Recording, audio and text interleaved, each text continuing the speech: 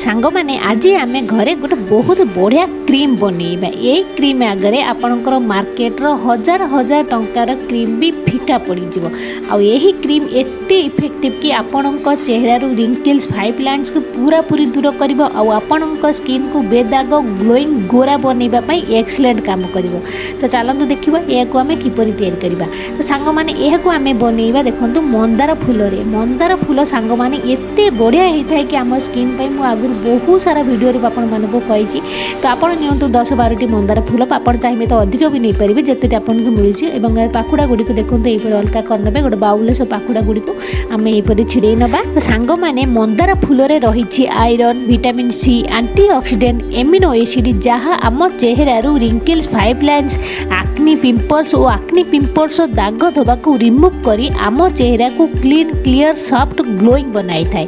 साथी रे एथिरे जो विटामिन सी और एमिनो एसिड रही आम चेहरार कम्प्लेक्शन को इम्प्रूव करी आम स्किन को बहुत ही फेयर आम बहुत ही व्हाइट बनई थाए।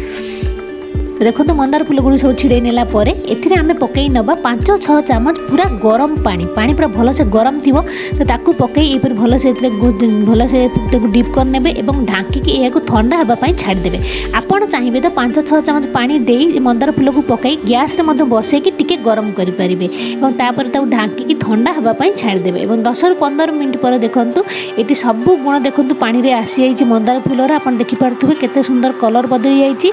तो आपन जेपरी सुविधा होची आपण करंतु आपण एपरी गरम पानी पकई ढांकी रखी परिबे बा गैस रे मध्ये टिके समय या गरम करि परिबे। तो जेपरी आपण सुविधा होची जो पानी रो देखो पळे आसी तो आमे या छाणी पानी टाक बाहर कर दबा। एही पानी रे सब गुण रही मंदार फूलर देखंतु सब कलर भी आपण देखि पारथु केते चेंज हेछि। आ देखंतु एहरा कलर केते बढ़िया। तो एठी मोर 3-4 चम्मच जो मंदार फूलर पानी सब बाहरी आसी तो एथिरे आमे एबे क्रीम बनेइबा। तो क्रीम बनेबे नियंतु गोटे बाउल एवं एथिरे आमे नै नबा 3-4 चम्मच एठी नै नेबी एलोवेरा जेल।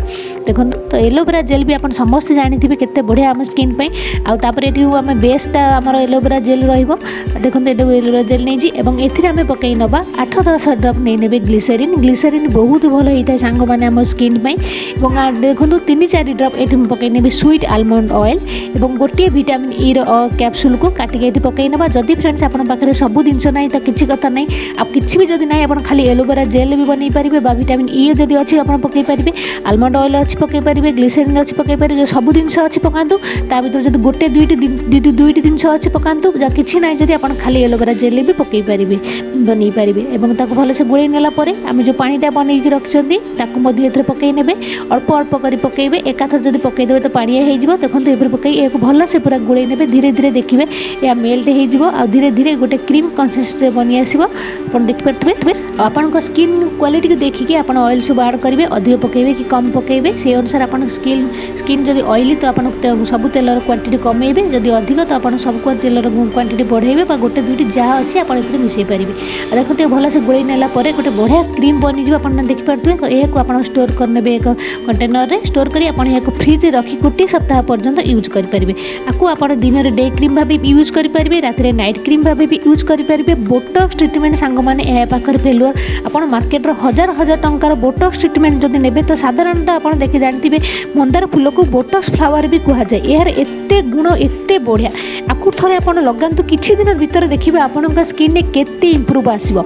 आपण स्किन में पिंपल्स पूरा पूरी दूर हो दाग धोबा पूरा पूरी दूर हो रिंकल्स फाइव लाइन्स दूर हो आपन को एक यंग लुकिंग स्किन मिल आपण स्किन बहुत ही सॉफ्ट बहुत ही ग्लोइंग बहुत ही फेयर बन सांग मैंने मोटे भी किसी टंका खर्च नहीं आप घरे मागणार बिल्कुल आम जो मंदार फूल साधारणतः समस्त बाड़ी बगीचार थी आप आणतु आउ क्रीम बनई लगातु आर रेजल्ट सांग मैंने किपर मिलला मत कमेंट कर जन मोटे भी भूलें। ठीक अच्छे।